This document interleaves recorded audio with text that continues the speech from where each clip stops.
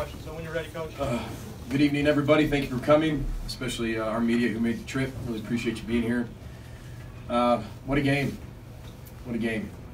Really proud of our seniors, really proud of our players, their resolve for the whole year. They've had highs, they've had lows, ups, downs.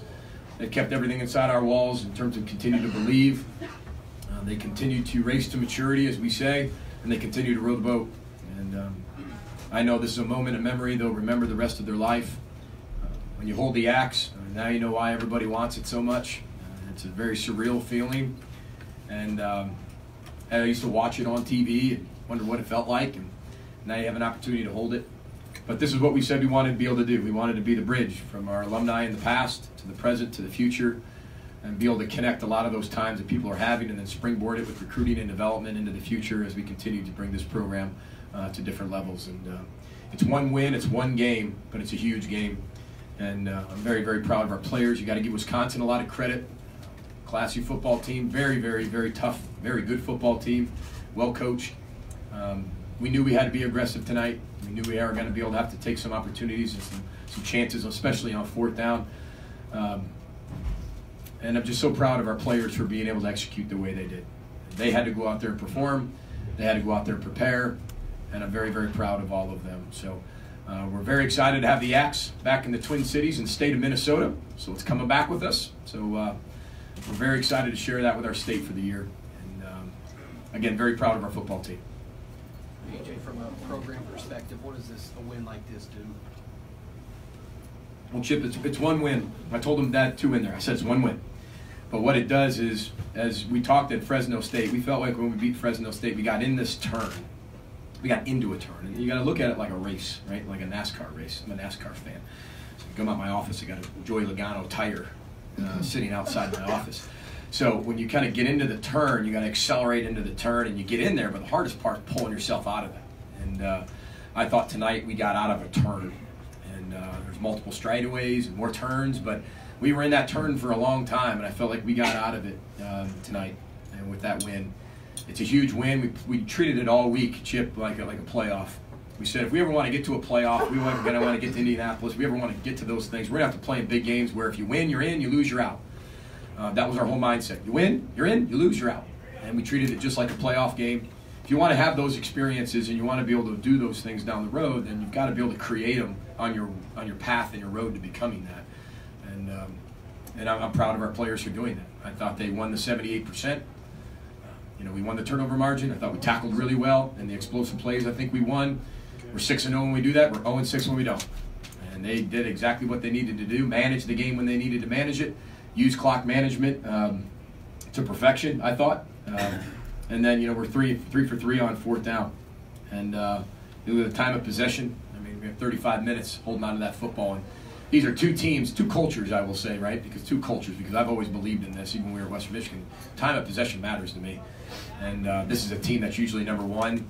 When we were at Western, we were number two. They were number 1, 1-2, back and forth. And this is something that's really important. So I know that's a long answer to your question, but hopefully I answered it.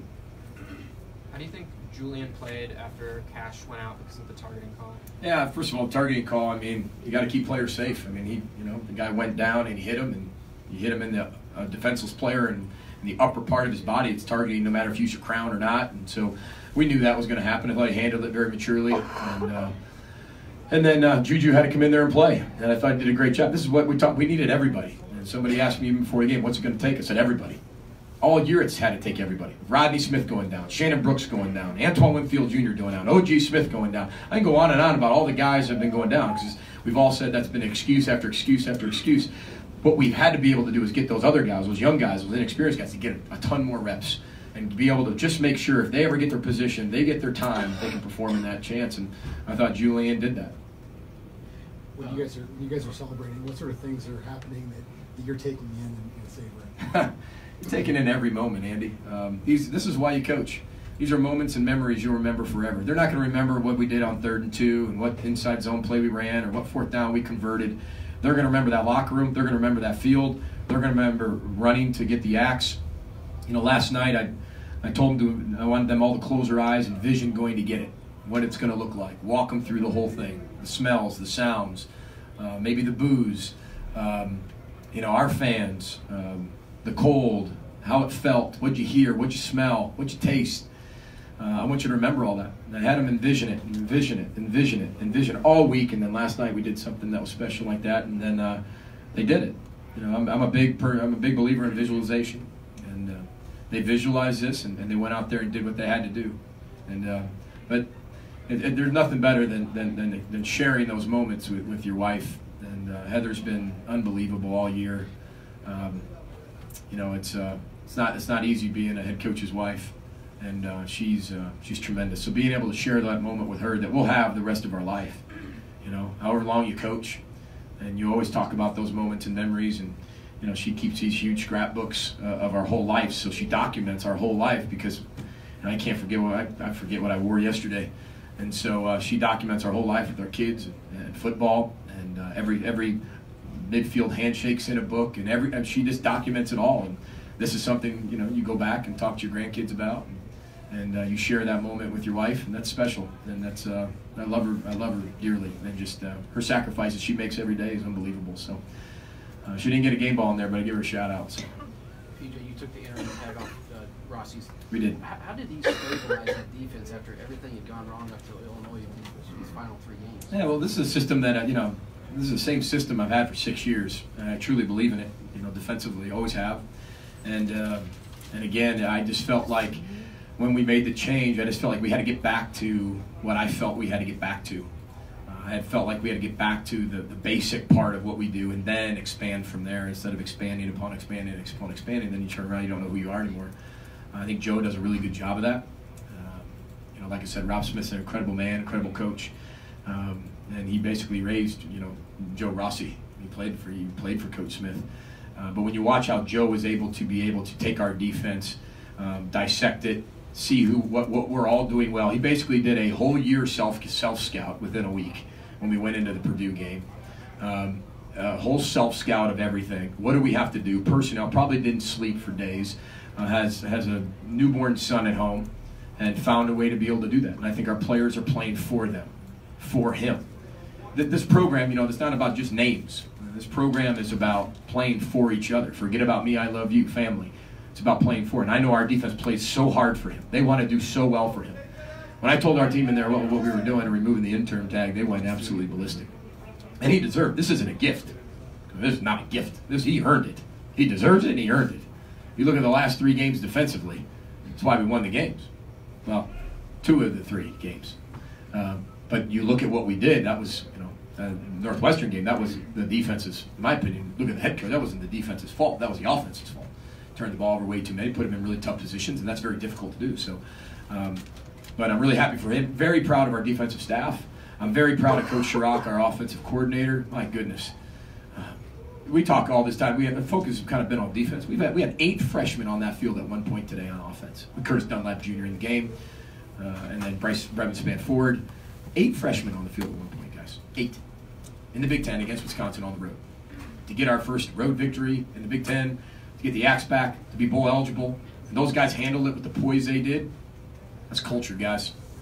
That's culture. I'm really proud of them. Coach, talk about that fourth quarter 9-minute drive. Wow, a lot of tough decisions on that one.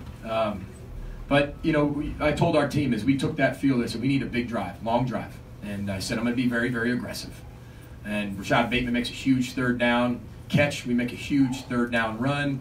I think there's 1 4th down on there as well.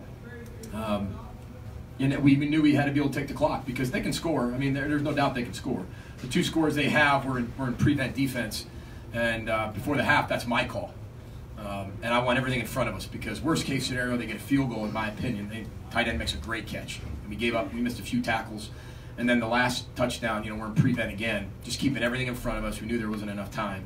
So you look at those 2 things, I think if we're playing base defense and we're getting after it, there might not have been 8 points scored. And so, but we had to be able to manage the clock and keep the ball out of Hornibrook's hands and keep the ball out of the running back's hands and get that offense off the field. We felt like that was going to be our game plan. For that to happen, we were going to have to convert 4th downs, convert 3rd downs, and I thought Kirk Chirac, offensive staff, did a great job doing that. What did Mo Abraham's show you today? Everything he's showed all year. 123 yards. He's had 9 games, guys. He's over He's not at 1,000 yards, but hopefully he gets it with the bowl game. He only played in 9 games. He's supposed to be our 4th tailback. And then he kind of gets a little dinged up. He's ready to go towards the end, but Bryce Williams goes and finishes off the game. Remember, that's your 3rd and 4th tailback. Rodney Smith, Shannon Brooks, bringing in some more in 19. So he showed exactly who he is. Guts, heart, unconquerable will, the ability to respond, the resiliency, having a friend pass away last week, and to be able to do what he does at the size he is. I mean, he's that Mighty Mouse type guy. He hates that, but that's what he is. And if there's one guy I want the ball in his hand and we need something done, it's going to be 23. It seemed like every time that game felt like it could have turned their favor. They scored in the first half, get the ball second half, you get a stop. Justice Harris tries to scoop and score, doesn't get it, but you get a pick. It seemed like every time it could have turned, you guys made a play. Yeah, I think Coney Durr's pick down in the green zone to start was huge. Then, Justice Harris at City, we call it City. You got to just catch tip ducks, we jump on that one. If there's nobody around, we call it country. Nobody around, right? Scoop and score. We don't do that, but I thought our defense came up big, made huge plays. And I thought we were great. I think we were on 3rd down. I mean, they were 4 of 11 on 3rd down. But those were 7 big plays. We got them off the field, then our offense took over at the time of possession. Coach, the punt return, you had a stop, and then you got that 1 minute to go and a half. I know they scored at the end, but that's still 17-0. How big was that right there? Oh, that was one of the. I think that's the biggest play in the game. Demetrius Douglas to be able to take a punt return back in that situation is 10-0. You go in the half, because if we got it, we were probably going to give it 1 or 2 shots to get down there, see if we can get down there, kick a field goal, if not punt. You go in 10-0, different game maybe. 17-7 is just different because now you have some points. We score on special teams. That gives everybody a little bit more juice. Now you're all 3 phases working really well. You're a well-oiled machine on all 3 phases, and then our guys responded really well. And what blocks he had, I mean, just to spring them. He makes 2 guys miss, first down, then he goes for the touchdown and shows the speed that he has. And that was a big play in the game. Was he coached to hesitate like that? No, not to hesitate. We talk about you got to make the first guy miss, right? And so that's usually a lateral movement, because what everybody teaches is the first guy down there, you shoot your gun, right? You go right through him. That's what you do. You go right for that opposite hip and you fire, right? And then if you miss, at least he goes sideways. Then everybody can swarm on the ball. Well, if we can make the first guy miss, then get vertical. Then we call it first down. That's 10 yards. So make the first guy miss, get 10 yards, first down. Make him miss, first down, and then you can go score a touchdown. And that's exactly what he did. Made the first guy miss, first down, touchdown. And great blocks by everybody. Got to give Rob Wanger a lot of credit. There's a lot of people that work hard in this profession. There's not many that work harder than Rob Wanger, our special teams coordinator. And it shows. Shows every week. Where's one more? Go ahead, Andy. Where's that axe going to go? In a beautiful spot we have for it. It just needs a beautiful big case. So we will be getting a nice case for it. So it'll be going right by Bill Brown's Heisman Trophy. So in that area, in that vicinity. So no, check that. Bruce Smith. Sorry, Bruce Smith. Bill Brown.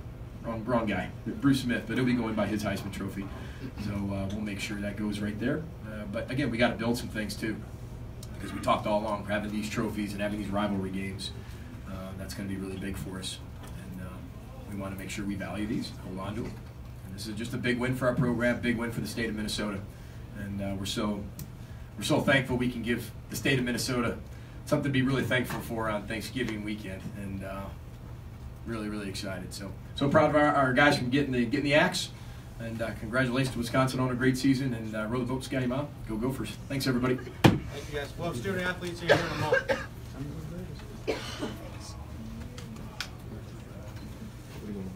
Picture with it.